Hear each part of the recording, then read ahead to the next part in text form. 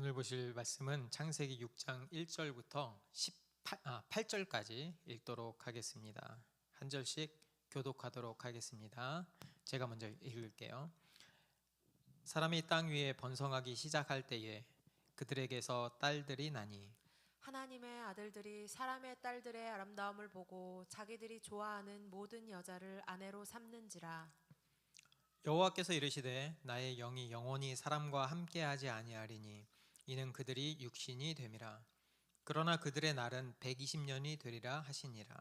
당시에 땅에는 네피림이 있었고 그 후에도 하나님의 아들들이 사람의 딸들에게로 들어와 자식을 낳았으니 그들은 용사라 고대의 명성이 있는 사람들이었더라. 여호와께서 사람의 죄악이 세상에 가득함과 그의 마음으로 생각하는 모든 계획이 항상 악할 뿐임을 보시고 땅 위에 사람 지으셨음을 한탄하사 마음에 근심하시고 이르시되 내가 창조한 사람을 내가 지면에서 쓸어버리되 사람으로부터 가축과 기는 것과 공중의 새까지 그리하리니 이는 내가 그것들을 지었음을 한탄함이니라 하시니라. 그러나 노아는 여호와께 은혜를 입었더라. 아멘. 뒤에 모니터가 보이니까 좋네요. 이제는 5월이 다가오고 있습니다. 5월 하면 뭐가 생각나세요? 그러면 안 됩니다. 아직 결혼의 시즌이 다가오는 거예요. 5월 하면 그쵸? 5월에 결혼식 많이 합니다. 결혼 우리 생각해 보면 굉장히 특별한 날이죠. 그날 신부들, 특히 신부들은 결혼식이 아니면 입지 않을 엄청나게 아름다운 드레스를 입고요. 그리고 신랑과 신부는 선언을 하죠. 서로에게 아주 완벽한 배필이 되겠습니다. 이런 서약을 합니다.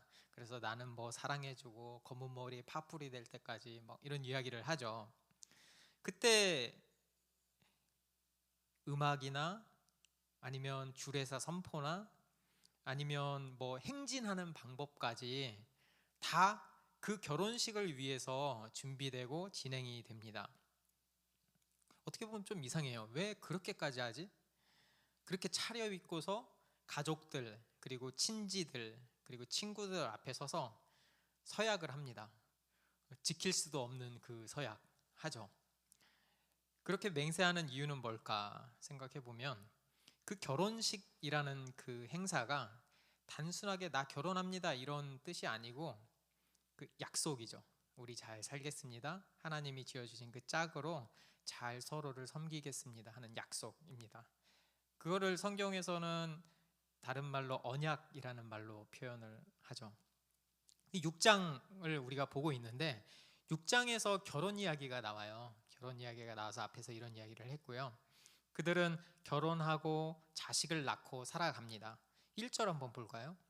1절 보면 사람이 땅 위에 번성하기 시작할 때에 그들에게서 딸들이 나니라고 합니다. 하나님이 최초에 명령하셨죠. 생육하고 번성하라. 그 명령답게 비록 에덴 동산에서 쫓겨났지만 사람들은 번성하기 시작합니다.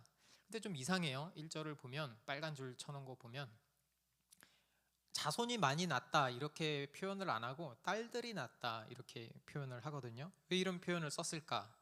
그걸 2절을 한번 살펴보면서 같이 보겠습니다. 2절에 보면 하나님의 아들들이 사람의 딸들의 아름다움을 보고 자기들이 좋아하는 모든 여자를 아내로 삼은지라. 2절로 넘겨주세요. 네, 이렇게 표현이 됩니다. 그러니까 여기서 하나님의 아들 그리고 사람의 딸들, 이 성경 저자는 이 단어를 대조해서 설명하고 싶은 거예요. 우리한테. 하나님의 아들은 뭘 뜻하냐면은 우리 지난주에 셋 이야기했죠. 그 셋의 자손을 하나님의 아들들이라고 표현을 하고요. 그럼 사람의 딸들은 누굴까요? 가인의 자손들이겠죠. 그러니까 하나님의 아들들은 하나님을 믿는 사람들, 가인의 후손들은 하나님에게서 떠난 사람들을 의미합니다. 그러니까 하나님의 입장에서 보면 그들은 물과 기름처럼 섞일 수도 없고 섞여서도 안 되는 종족인 거예요. 그런데 여기서 그 둘이 결혼한다고 설명을 하고 있습니다. 뭐라고 설명을 하냐면 하나님의 아들들이 그 딸들의 아름다움을 보고 좋아서 결혼했다 이렇게 이야기를 하거든요. 여러분 결혼 한번 생각해 보면 그 사람들을 제가 몇 명 이렇게 소개시켜 줘 봤거든요. 이런 말을 많이 해요. 아, 저 사람 얼굴 안 봐요. 다 뻥이죠. 그쵸? 다 뻥이에요. 결국 이렇게 다 보면 다른 조건 맞는데 얼굴 안 맞아서 이렇게 좀 싫어하는 분들이 많이 있더라고요. 저는 어땠을까? 저도 결혼하려고 수많은 여성들을 레이더로 딱 보면서 살펴봤죠. 그 예쁜 여성분들한테 눈이 돌아가요, 정말로. 그래서 수많은 경쟁자들을 제치고 가장 아름다운 여자, 지금의 아내와 결혼을 했죠. 그 사람이 그 아름다운 거를 고르는 거, 그거는 지극히 정상 아닌가요? 못생긴 거보다 아름다운 거를 고르고 싶잖아요. 근데 이 2절을 보면 이거 잘못된 거라고 설명을 하는 거거든요. 그럼 왜 잘못됐을까? 그거를 한번 좀 살펴보겠습니다. 여기서 아내로 삼았다. 그거 아직 넘어가면 안 되는데? 네. 좋네. 모니터 보이니까. 아내로 삼았다는 말은 가진다라는 뜻이에요. 가진다. 그리고 좋아하는 이 뜻은 고른다라는 뜻입니다. 그러니까 쉽게 말하면 여자들을 골라서 가졌다 이런 뜻이거든요. 그걸 조금 더 풀어서 이야기하면 하나님의 아들들이 사람의 딸들을 보는데 자신의 욕망을 가지고 자기 마음대로 결혼을 했다 이 뜻이 됩니다. 이제 넘겨주세요. 그래서 2절을 히브리어 어순으로 보면 이렇게 돼요. 하나님의 아들들이 보았다. 근데 3장 6절에도 보면은 그녀가 보았다. 두 번째, 사람의 딸들이 아름다움을, 히브리어가 똑같죠. 두 번째도 나무가 좋아 보였다. 여기도 똑같은 단어. 그리고 세 번째로는 그들이 좋아하는 모든 여자를 아내로 삼았다. 이 취했다라는 뜻이거든요. 3장 6절에서도 그녀는 그 열매를 취했다. 동일한 단어에 동일한 순서로 표현을 하죠. 그거는 성경 저자가 하고 싶은 얘기가 있는 거예요. 이렇게 동일하게 이야기했다는 거는 이게 바로 죄다 이 이야기를 하고 있는 것이죠. 세월이 지났어도 죄를 짓는 방식과 죄의 본질은 똑같다 이 이야기를 하고 있는 것입니다. 여자, 그러니까 지금 나중에 하와라고 이름 지었잖아요. 여자는 하나님의 명령을 무시하고 자신의 뜻대로 선악을 알게 하는 나무의 열매를 따먹어 버렸죠. 그렇죠? 하나님의 아들들도 하나님의 말을 무시하고 자기 소견에 옳은 대로 아내를 취했습니다. 그럼 죄는 뭔가요? 죄는 하나님처럼 되고 싶은 거죠. 그렇죠? 여자 생각해 보면 내가 왕이 되고 싶은 거죠. 내 인생의 주인이 내가 되고 싶은 거죠. 하나님이 아니고. 그렇죠? 그게 바로 하나님은 우상 숭배라고 하고 죄라고 하고 교만이라고 이야기를 하는 것입니다. 그러니까 최초에 나왔던 그 죄가 시간이 흘러 사람이 번성했지만 그 죄의 본질은 똑같다는 것을 이야기해주고 있고요. 그리고 그 죄가 단순하게 작은 한 명의 일탈에서 시작됐지만 지금은 이 세대 전반으로 퍼져 나갔다는 것을 보여주고 있습니다. 그 하나님을 떠난 그 증거가 바로 결혼인 거예요. 결혼 아까 이야기했죠. 약속이고 한 몸이 되겠다는 선언이죠. 그래서 아담과 하와의 결혼 기억하시나요? 뼈 중에 뼈요, 살 중에 살이다. 이 말은 우리는 한 몸이다라는 선언이죠. 그렇죠? 그거는 단순하게 부부가 한 몸이다라는 것을 넘어서 교회 공동체를 이야기한다고 했습니다. 그래서 우리는 예수님과 예수님 신랑이라고 그러고 우리가 신부라고 하잖아요. 결혼해서 하나가 된, 연합했다고 하는 하나 된 공동체를 이야기하는 게 결혼인 것이죠. 여기서 그러면 이 결혼, 잘못된 결혼을 보여주는 것은 하나님을 믿는다고 하는 사람이 외도한 거죠. 그렇죠? 예수님을 버리고 외도한 거죠. 이 결혼의 변질된 모습을 보여주고 있는 것입니다. 사람들은 자기 눈에 보이는 그 아름다움에 취해서 이방인들과 결혼한 것이죠. 이 창세기를 보면은 모세 시대에 쓰여져 있어요. 그러니까 출애굽해서 광야 시대 그리고 가나안 들어가는 그 어간에 쓰여진 거거든요. 그러면은 이스라엘 사람들은 하나님의 백성이죠. 그리고 하나님은 그들에게 약속의 땅 가나안을 이 선물로 주셨어요. 그래서 이스라엘 사람들은 하나님이 약속하신 그 땅에 하나님의 나라를 세워야 됐어요. 하나님이 그 땅을 약속하셨으니까. 그러면 그 가나안 땅에서 그들이 들어가면은 뭘 해야 되죠? 하나님과 대적되는 더러운 가나안 문화, 가나안 사람들을 다 진멸해, 다 없애버려야 됐어요. 그래야지 하나님 나라를 깨끗하게 세울 수 있으니까요. 그런데 그러지 않았죠. 그렇죠? 핑계가 있습니다. 이 모든 것을 다 없애기에는 현실적으로 너무 어렵다라는 문제가 있어요. 너무 강한 민족들이기도 하고요. 그래서 어쩔 수 없이 이 사람들하고 같이 가야 될 부분이 있습니다라고 이야기를 해요. 성경에서 보면. 그러다가 오히려 가나안의 그 발전되고 아름답고 매력적인 문화에 빠져들고 말죠. 죄가요, 처음부터 퍼지진 않았습니다. 여기도 보면은 이스라엘 백성은 처음에는 하나님의 말씀을 잘 알고 경계를 잘 기울이고 있었을 거예요. 조심하고요. 근데 그게 차츰차츰 시간이 지나고 세대가 지나면서 조금씩 그 신앙을 양보한 거예요. 믿는 우리도 마찬가지죠. 우리도 그 세상의 기준을 처음부터 확 이렇게 넘어가지 않아요. 조금씩 양보하는 작은 것 하나부터. 이 죄라는 것은요, 작은 것 하나의 그 양보부터 시작을 합니다. 다시 결혼 이야기 해볼까요? 결혼도 마찬가지죠. 이 믿는 우리들도 세상의 기준을 많이 따르는 것 같아요. 그 우리 윗세대 어르신들의 그 믿는 분들의 그 기준하고 지금 우리들의 그 기준을 보면 좀 차이가 많이 나는 것 같아요. 그래서 세상의 기준을 많이 따르죠. 예를 들면 이런 거죠.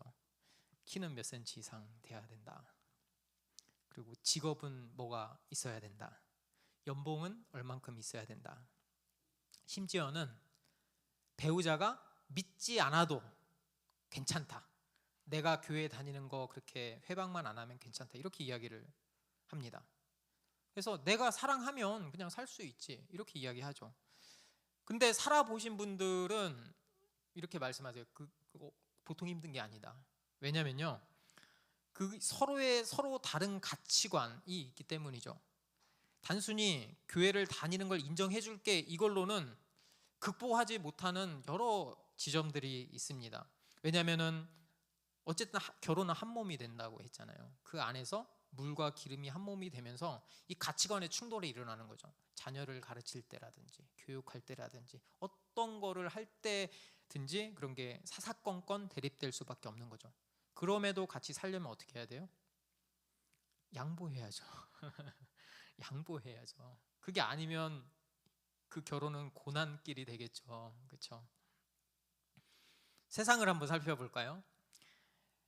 세상에도 우리를 유혹하는 것들이 넘쳐납니다. TV나 유튜브나 틱톡이나 뭐 이런 데서 보면은 굉장히 화려하고 반짝반짝거리는 것들로 우리의 눈을 현혹시키죠. 그걸 가지고 좀 갖고 싶게끔 아니면 이걸 뭔가 나도 하고 싶게끔 이렇게 유혹을 합니다. 특히 우리 믿는 사람들이 세상의 이 가치관에 물들도록 그런 거를 통해서 조금씩 우리를 잠식해 나가는 거죠. 특별히 제가 많이 보는 게 성공한 사람들의 이야기 이런 거예요. 뭐 어떤 사람들이 나와서 압구정 현대 아파트 엄청 비싸잖아요. 거기서 살면서 포르쉐를 몰고 이런 모습에 사람들이 환호합니다. 자산이 몇십억에서 몇백억 된다고 하고요. 그들은 벌써 조기 은퇴를 해서 나의 라이프를 즐기고 살아갑니다 하는 거는 선망의 대상이죠. 나도 저렇게 부자가 되고 싶다. 근데 그 사람들이 이렇게 얘기하거든요. 가능합니다. 나를 따라해 보세요. 그럼 사람들이 와 하면서 나도 저 사람의 그 비법을 배우고 싶다. 이래서 책도 사보고 강연도 들으러 가고 이렇게 하죠. 여기서 보면은 나도 그 욕망이 있는 거죠. 나도 잘 돼서 내 이름을 알리고 싶다. 나도 잘 돼서 그 사람들처럼 반짝반짝거리는 인생을 살고 싶다. 그 욕망이 있는 거죠. 그런데 성경은 그런 사람들을 네피림이라고 합니다. 세상에 흠뻑 젖어 사는 사람들, 하나님과 상관없이 사는 사람들, 자신의 이름을 높이기 위해서 자신만의 행복을 추구하며 사는 사람들, 그런 사람들을 네피림이라고 하죠. 4절 볼까요? 4절에 보면은 당시의 땅에는 네피림이 있었고 그 후에는 하나님의 아들들이 사람의 딸들에게로 들어와 자식을 낳았으니 그들은 용사라, 고대에 명성이 있는 사람들이었더라. 그렇죠? 네피림은 하나님의 아들들과 사람의 딸들이 결혼해서 낳은 자손들인데 전쟁의 용사였어요. 그 시대에 가장 잘 나가는 사람, 그리고 명성이 있는 사람들, 이름을 드높이는 사람들이었죠. 그렇죠? 네피림. 그런데 하나님은 그런 사람들과 함께 하지 않겠다고 선언합니다. 3절을 보면 나의 영이 영원히 사람과 함께 하지 아니하리니 이는 그들이 육신이 됨이라. 사람은 하나님의 형상으로 지음 받았죠. 그렇죠? 그런데 하나님을 떠난 사람들은 동물과 다를 게 없게 됐습니다. 자신의 본능에 따라서 움직이기 때문이죠. 자신의 욕망을 채우기 위해서 살아가죠. 그게 죄에 끌려다니는 삶이거든요. 그걸 바로 하나님은 육신이 되었다라고 쐐기를 박습니다. 하나님의 자손이 아니고 육신이 됐다는 거죠. 육신이 됐다는 말은 한계가 뚜렷하고 그 결과가 죽음에 이른다라는 표현입니다. 그리고 그 뒤에 하나님은 이렇게 이야기를 합니다. 그들의 날은 120년이 되리라. 그 120년은 노아 홍수 때까지 그 남아있는 기간을 말합니다. 어떤 학자들은 그거를 사람의 수명이 120년으로 줄었다. 옛날에는 뭐 700년, 800년 살았는데, 그런데 그 노아도 600년 살고요. 그 뒤에 아브라함도 170년 살고요. 그 뒤에도 많이 120년 넘게 산 사람들이 많아서 저는 이거를 120년, 노아 홍수 때까지 120년 기간이다라고 생각을 합니다. 그때 아이도 낳고 뭐 했겠죠. 그러면 그 120년은 하나님이 참고 기다린 시간이 됩니다. 하나님은 이스라엘 그 백성들이, 이스라엘이 아니죠, 그 백성들이 돌아오기를 기다린 거죠. 하지만 그들은 돌이키지 않았습니다. 그들은 스스로 하나님이 되고자 했죠. 내 인생의 주인은 내가 될 거야, 하나님 아니고, 이렇게 생각한 거죠.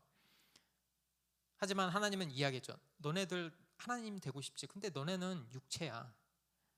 너네는 육체라니까. 그 끝은 죽음이야. 잠깐 반짝할 것 같지. 근데 사그라든다니까. 하나님은 그렇게 3절에서 선언하고 있는 것이죠.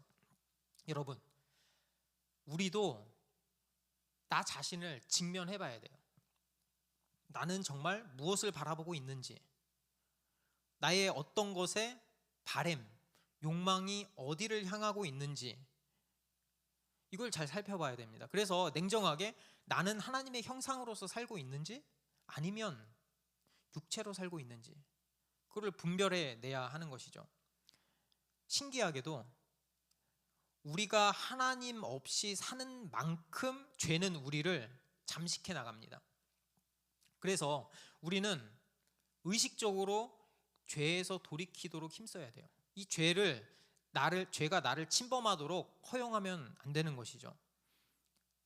그런데 그 죄가 나를 허용할 때 아무 일도 일어나지 않습니다. 그러니까 죄를 지을 때마다 어떤 일이든 나한테 발생한다. 그러면 하나님께 감사해야 되는 거예요. 오히려 나를 자각하게 해주니까. 근데 아무 일도 일어나지 않거든요. 그러니까 하나님을 점점 떠나는 생활을 계속해 나가는 것이죠. 죄가 점점 커지고요. 근데 하나님은 하나님이 정한 때에 심판하십니다. 죄는요, 절대 그 상태 그대로 있지 않습니다. 더 발전하고 더 깊어지죠. 더욱더 하나님과 반대 방향으로 속도를 더 올려서 벗어납니다. 결국에 그 죄는 하나님이 정해 놓으신 그 심판의 그 임계점, 그 임계점을 넘어서 버리죠. 5절에 보면 이렇게 나옵니다.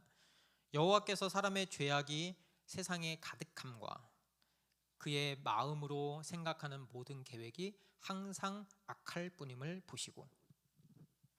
5절을 보면 하나님의 그 홍수 심판이 인간의 죄 때문이다라는 것을 명확하게 보여줍니다. 여기서 가득함은 죄의 정도를 이야기하고요, 항상은 죄의 빈도를 이야기하죠. 그러니까 인간의 죄의 정도와 빈도가 차고 넘치는 상황이었다는 것을 보여주는 거죠. 사람의 죄악이 세상에 가득 찼습니다.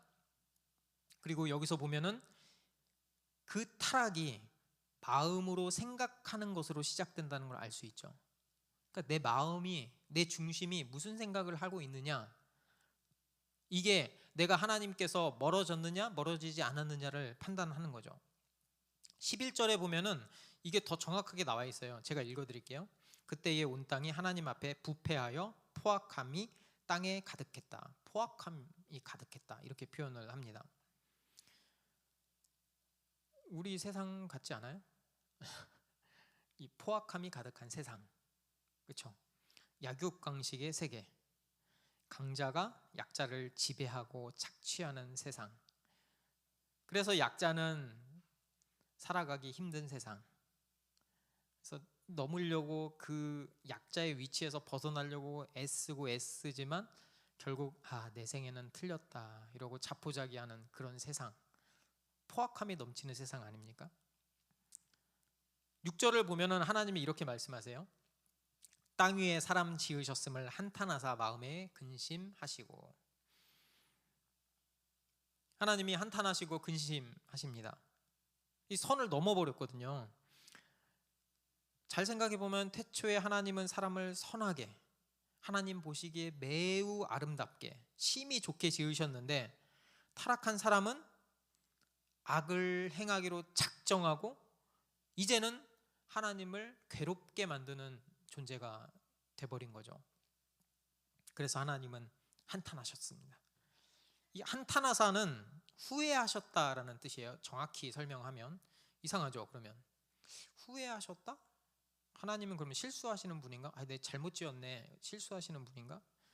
그렇지 않죠. 말라기 3장 6절에 보면 나 여호와는 변하지 아니하나니 라고 말씀하십니다.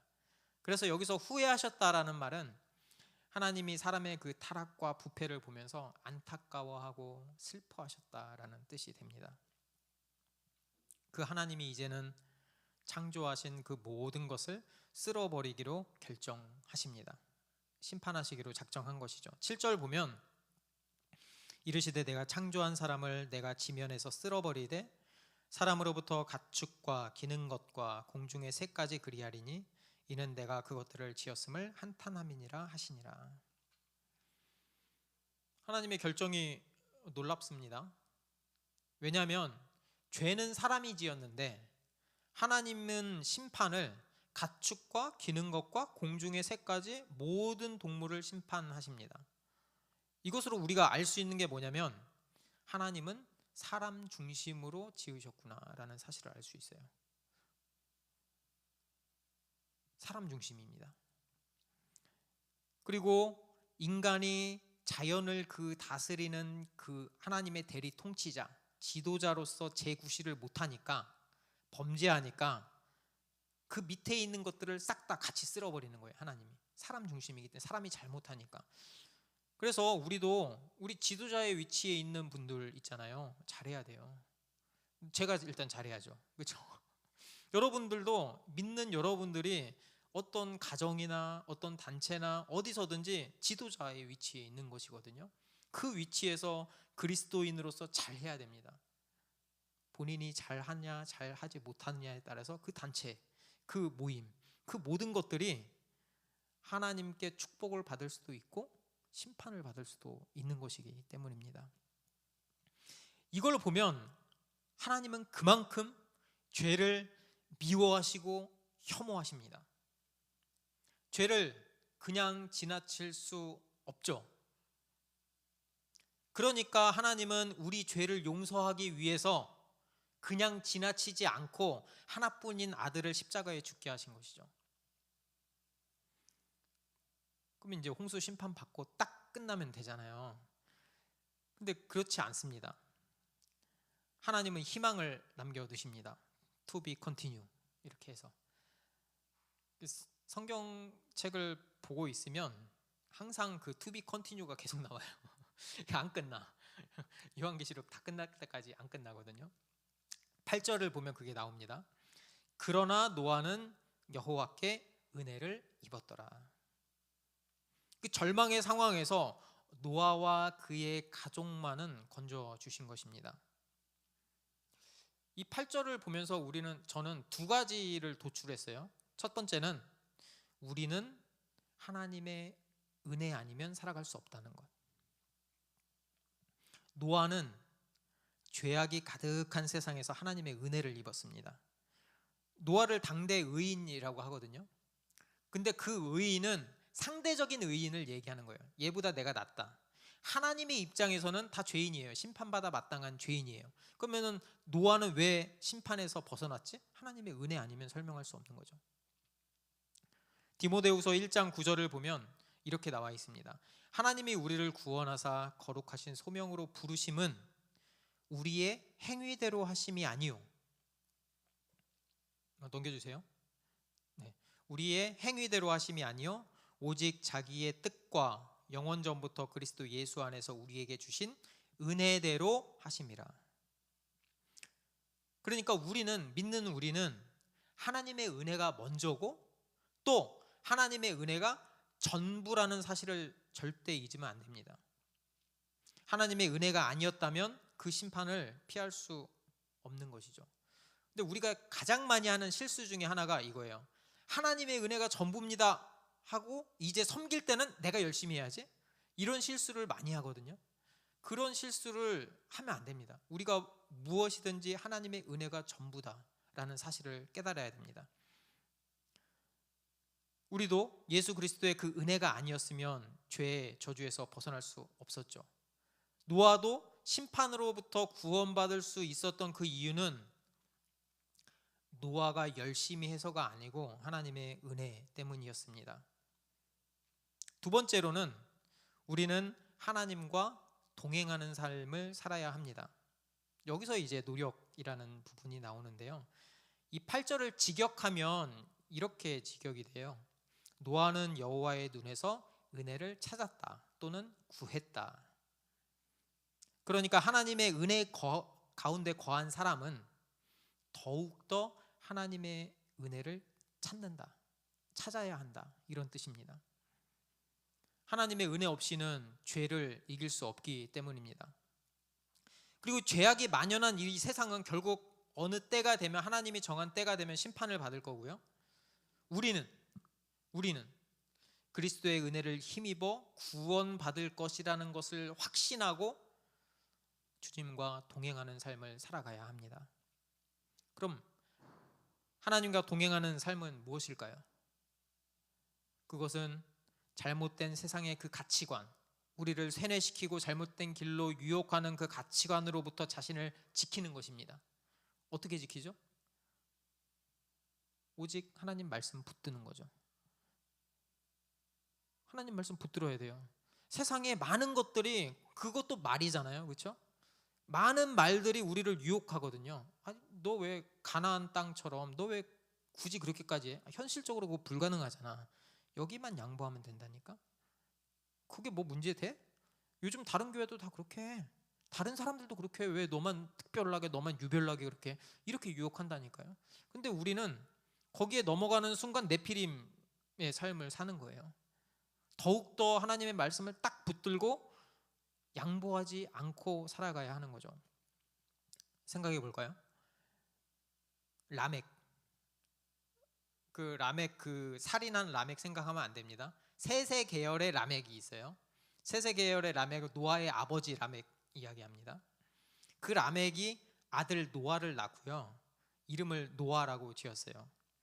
그 노아라는 뜻이 뭐냐면은 안식이라는 뜻이거든요. 그러니까 이 죄가 넘쳐나니까 땅이 저주를 받았다고 했잖아요.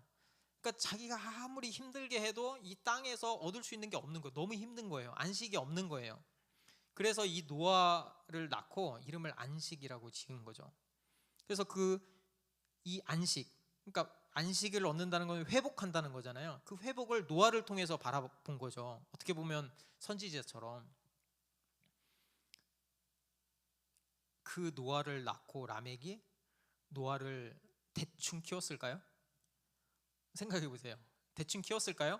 지금 네피림이 만연한 이 세상에 하나님의 아들들이 사람의 딸들과 자기 마음대로 결혼하고 하나님을 떠난 그 세상에서 노아를 그래 뭐 그럴 수 있지, 세상이 그러니까 너도 그렇게 살아라 했을까요? 그렇지 않았겠죠. 이거 잘못된 거야. 야, 하나님을 섬기면서 살아야 돼, 이렇게 했겠죠. 신앙 훈련을 잘 시켰겠죠. 그렇죠? 그래서 여러분, 하나님 말씀을 잘 가르쳐야 돼요. 여러분들 잘 가르쳐야 돼요. 세상에 막 휩쓸리는, 저도 그래요. 그 아이들 키울 때 이건 해야 되고 학원 어디 보내야 되고 다 중요하죠. 그런데 그거보다 더 우선시 되는 게 하나님 말씀을 잘 가르쳐야 되는 거죠. 그래서 9절에서 보면 노아는 의인이요 당대의 완전한 자라, 그는 하나님과 동행하였다라고 이야기합니다. 그 암흑의 시대에 라멕은 아들을 훌륭하게 키워냅니다. 그리고 노아는 아버지의 기대대로 자라나죠. 하나님은 노아를 통해서 그 땅을 회복시키십니다. 세상 사람들은 자신의 욕망, 그렇죠? 좀 나쁘게 말하면 욕망이지만 좋게 말하면 비전, 꿈이라고 하죠. 그렇죠? 자신의 꿈을 충족하기 위해서 살아갑니다. 하지만 하나님은 우리가 하나님의 백성으로서 거룩하고 구별된 삶을 살기를 바라고 계십니다. 그 방법은요, 첫 번째가 하나님의 말씀으로 무장하는 거고요, 두 번째가 그 말씀에 순종하는 것이죠. 그리고 그럴 때 어둠이 가득한 이 세상에서 우리가 노아처럼 한 줄기의 빛의 역할을 감당하는 것이죠. 결론을 내볼까요? 첫 번째, 죄는요 가만히 있지 않습니다. 번지고 확대됩니다. 죄는 지을수록 더 많은 죄를 짓게 하고 마음 더 깊은 곳까지 장악하려고 합니다.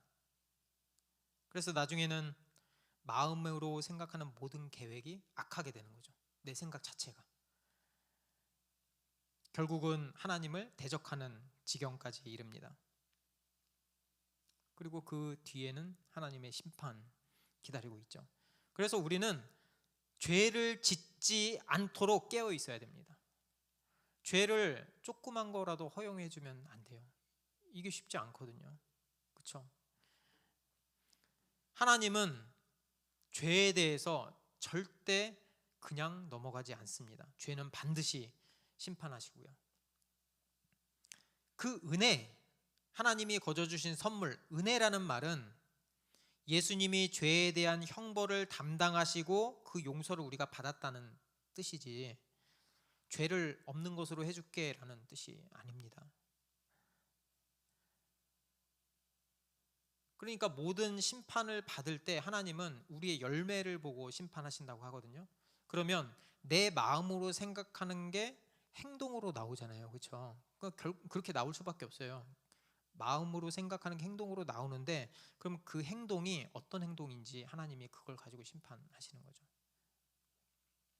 우리는 하나님의 은혜를 생각하면서 하나님의 심판도 동시에 두려워할 수 있어야 됩니다. 그래야 죄를 무서워하는 거죠. 그리고 두 번째 우리가 알아야 될 사실은 그 구원은 우리의 노력이 아니고 하나님의 은혜다라는 사실 깨달아야 합니다. 그리고 그 우리에게 은혜 주신 하나님께 감사해야죠. 그와 동시에 우리는 그 은혜가 아니면 죄를 이길 수 없기 때문에 하나님의 그 은혜의 자리에 있도록 최선을 다해야 됩니다. 그게 바로 하나님과 동행하는 삶이죠. 라멕이 아들의 이름을 노아라고 짓고 신앙으로 키워낸 것처럼 우리도 우리 자신을, 우리 가정을, 우리 단체를, 우리의 관련된 그 모든 것을 신앙으로 바로 세울 수 있도록 최선을 다해서 노력해야 되는 것이죠. 세상의 가치관에 휩쓸리지 말아야 되고요. 이 당대의 의인이었던 노아처럼 우리도 이 시대의 참된 의인이 되어야 됩니다. 참된 의인, 그리스도인이 될 수 있도록 힘써야 되는 것이죠. 그럴 때 진짜 이 여기는 반짝이는 세상 잃어버린 마음이라고 했는데, 잃어버린 세상에서 반짝이는 마음 우리가 가질 수 있는 것입니다. 그리고 우리의 삶이 그 끝나는 날 더 반짝이고 더 완벽한 하나님 나라에 우리가 거하게 될 것입니다. 그런 마음